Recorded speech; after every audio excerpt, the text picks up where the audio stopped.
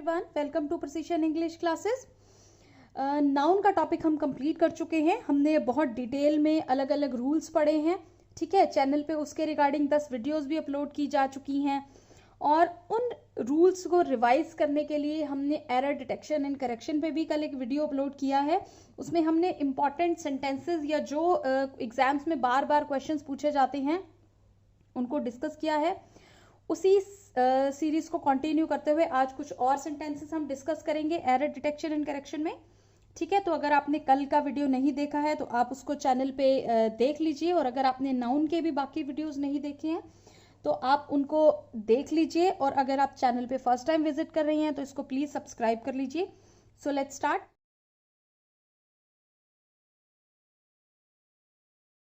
आज का हमारा जो पहला सेंटेंस है वो है the flexible of withdrawals from funds under NPS should be tightened. The flexible of withdrawals from funds under NPS should be tightened. Okay? अब flexible जो शब्द है, flexible का मतलब होता है लचीला। ठीक है, तो the flexible of withdrawals यहाँ पर ये एडजेक्टिव है, और हमारे सेंटेंस के हिसाब से यहाँ पर एडजेक्टिव नहीं क्या आना चाहिए, नाउन आना चाहिए। तो फ्लेक्सिबल का नाउन हम कैसे बनाते हैं? नाउन हम जनरली सफिक्स ऐड करके बना देते हैं, जैसे IET, नेस, मेंट। ठीक है, इस तरीके से आप जनरली आप फाइंड करेंगे कि नाउन के पीछे ये वर्ड्स लगे होते हैं। तो यहां पर अगर हम इस सेंटेंस को करेक्ट करेंगे तो हम कैसे करेंगे? The flexibility of withdrawals, the flexibility of withdrawals, कि हमें इसको टाइट करना चाहिए, फ्लेक्सिबिलिटी ऑफ विड्रॉल्स को। ठीक है, अगला सेंटेंस डिस्कस करते हैं। A great many question remain unanswered at the time of investigation. ठीक है, अ ग्रेट मैनी। अब अ ग्रेट मैनी एक इनडेफिनेट नंबर की ओर इंडिकेट कर रहा है, इनडेफिनेट नंबर। अब क्वेश्चन, इनडेफिनेट नंबर के बाद सिंगुलर नाउन नहीं आएगा, तो हमारा यहां पर क्या आएगा? क्वेश्चंस। ठीक है, अ ग्रेट मैनी क्वेश्चंस, क्योंकि ये अपने आप में एक प्लूरल की तरफ इंडिकेट कर रहा है। ठीक है, तो हमारा नाउन भी अपनी प्लूरल फॉर्म में यूज होगा। A great many questions remain unanswered. Okay, अगले सेंटेंस की तरफ चलते हैं। The gentry of this colony was present in the community hall for the celebration of Holi. The gentry of this colony.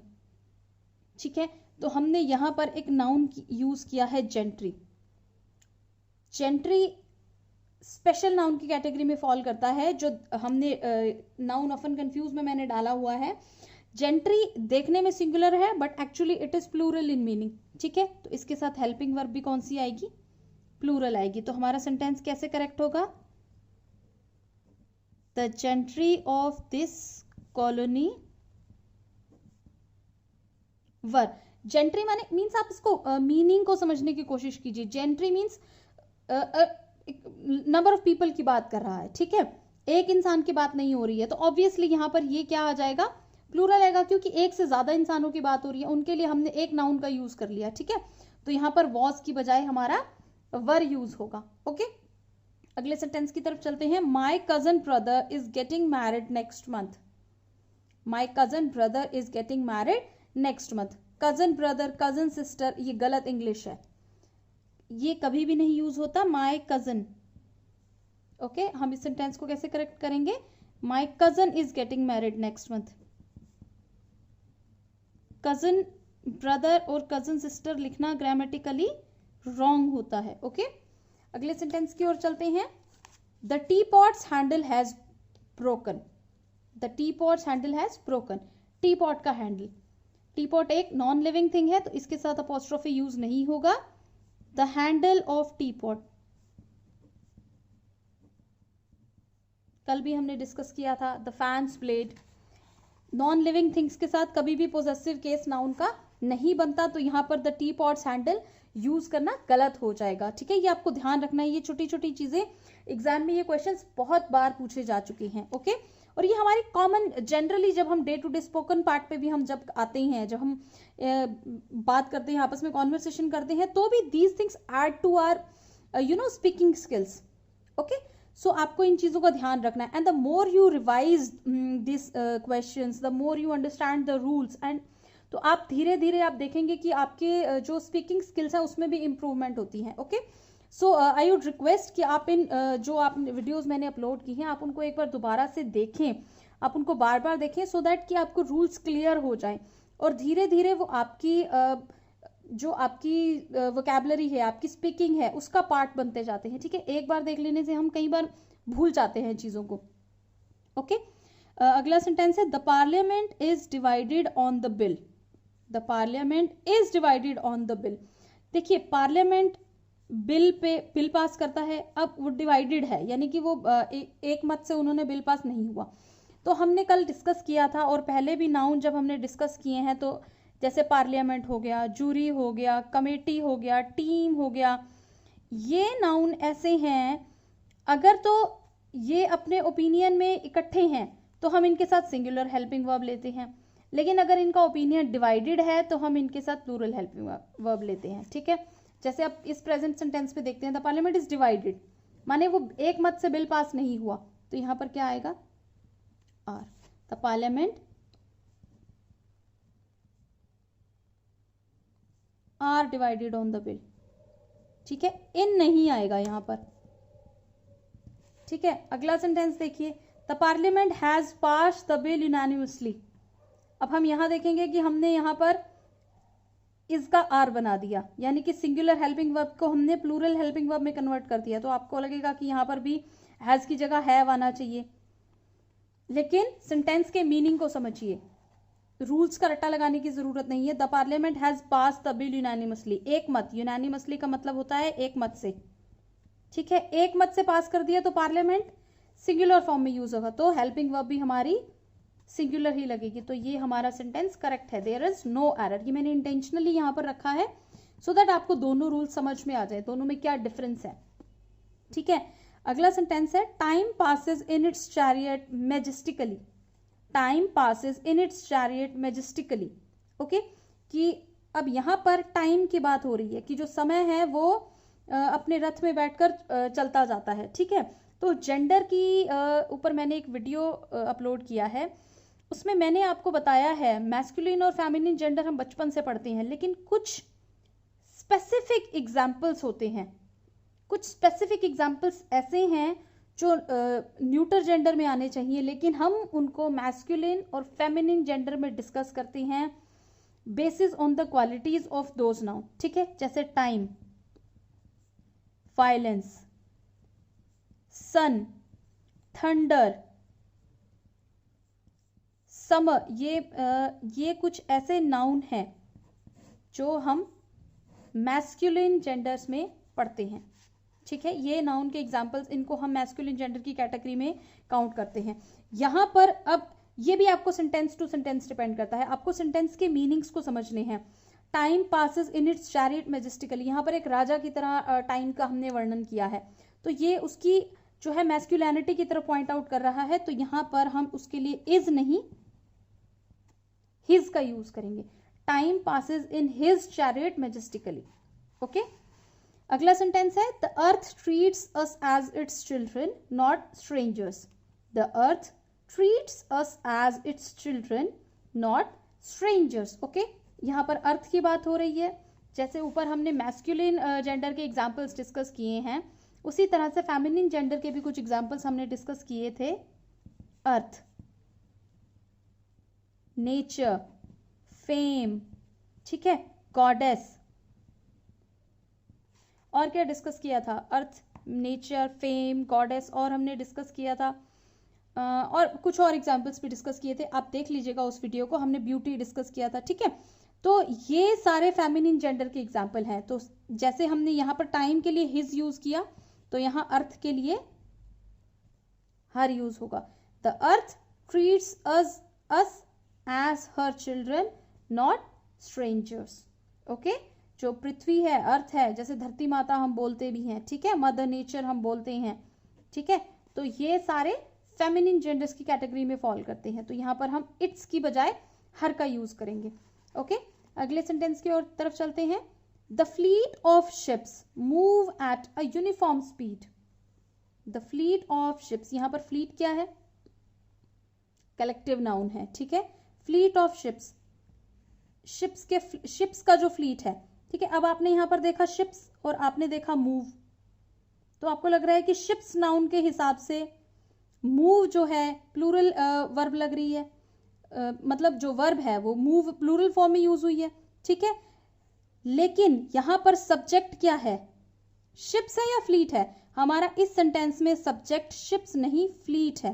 और fleet क्या है, फ्लीट एक कलेक्टिव नाउन है, ठीक है, तो वो सिंगुलर है, अपनी सिंगुलर फॉर्म होगा तो उसके साथ में हेल्पिंग वर्ब भी क्या लगेगी, सिंगुलर लगेगी। तो यहाँ पर या वर्ब या हेल्पिंग वर्ब दोनों में से जो भी, तो हम क्या यूज करेंगे, the fleet of ships moves at a uniform speed. The fleet of ships moves at a uniform speed. यहां पर हमको ships को देख के move को करेक्ट नहीं समझना है। The subject in this sentence is fleet, the fleet of ships, ठीक है। तो मेन जो हमारा वर्ड है that is fleet and fleet is a collective noun, ठीक है। तो या अपने आप से समझिए कि ये तो सिंगुलर ही फॉर्म में यूज होगा ना, तो इसके साथ वर्ब भी है जो वो सिंगुलर आएगी, तो मूव नहीं मूव्स यूज होगा, ओके। अगले सेंटेंस की तरफ चलते हैं। It is a pity that even 5 years old boys are engaged in hazardous industries. It is a pity that even 5 years old boys are engaged in hazardous industries. Okay, तो इस sentence में हमारी error कहाँ है, ठीक है। तो it is a pity correct, that even correct 5 years old boys। अब आप इसको ध्यान से देखिए, ठीक है। हमने एक रूल बहुत डिटेल में डिस्कस किया था that this is a number, this is a noun, old is an adjective and then a noun, okay. तो यहां पर जो नाउन नंबर के बाद आता है वो हमेशा सिंगुलर आता है। नंबर के बाद नाउन अगर आएगा तो वो अपनी सिंगुलर फॉर्म में आएगा। तो यहां पर क्या आएगा, 5 year old boys, ठीक है। यहां पर 5 years नहीं आएगा क्योंकि नंबर के बाद आने वाला नाउन, अगर ये सेंटेंस की स्ट्रक्चर है number followed by noun followed by adjective and followed by noun, okay, तो नाउन के बाद वाला, नंबर के बाद वाला जो नाउन है वो सिंगुलर फॉर्म में यूज होगा। नाउन आफ्टर नाउन की सीरीज में आप इस रूल को इसके बहुत सारे एग्जांपल्स के साथ डिस्कस किया हुआ है। अलग अलग सेंटेंस की स्ट्रक्चर मैंने उसमें डिस्कस करी है, बहुत डिटेल में एग्जाम पॉइंट ऑफ व्यू से उस टॉपिक को कवर किया हुआ है।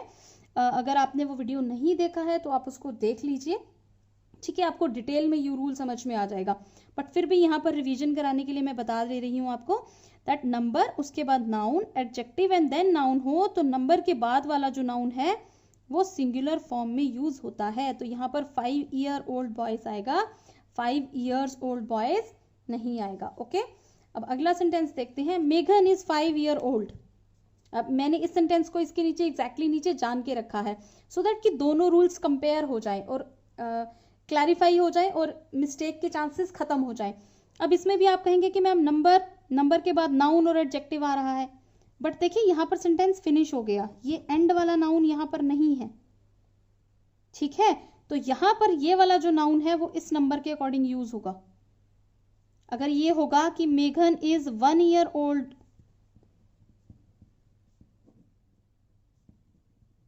मेघन इज 1 year old, तो यहाँ पर ये वाला नाउन 1 के अकॉर्डिंग लगा सिंगुलर फॉर्म में, बट यहाँ पर 5 है तो यहाँ पर क्या आएगा, 5 years old। यहाँ पर इस स्ट्रक्चर में और इस स्ट्रक्चर में डिफरेंस है। This is a structure number noun adjective, और यहाँ पर नाउन नंबर के अकॉर्डिंग लगता है, ठीक है। तो मेघन इज 5 years old, ओके, मेघन इज 5 year old नहीं आएगा, आपको ध्यान रखना है इस चीज का। अगले सेंटेंस की तरफ चलते हैं, राशन हैज रन आउट, ठीक है, राशन हैज रन आउट। अब राशन नहीं होता, राशंस होता है, which includes wheat, pulses, rice, everything जो भी हमारी किचन की यूज करने वाली चीजें होती हैं, ठीक है। So this word is rations और इसके साथ प्लूरल हेल्पिंग वर्ब आता है, तो राशंस हैव रन आउट। ये सेंटेंस हमारा इस तरीके से करेक्ट होगा। अगले सेंटेंस की तरफ चलते हैं। All the evidences are against him. All the evidences are against him. ठीक है, कि सारे जो सबूत हैं वो उसके अगेंस्ट है, वो उसके खिलाफ है। तो एविडेंसेस जो नाउन है ये it seems to be in plural form, but ये सिंगुलर होता है। ठीक है, सिंगुलर होता है तो अपने साथ हेल्पिंग वर्ब भी सिंगुलर ही लेता है।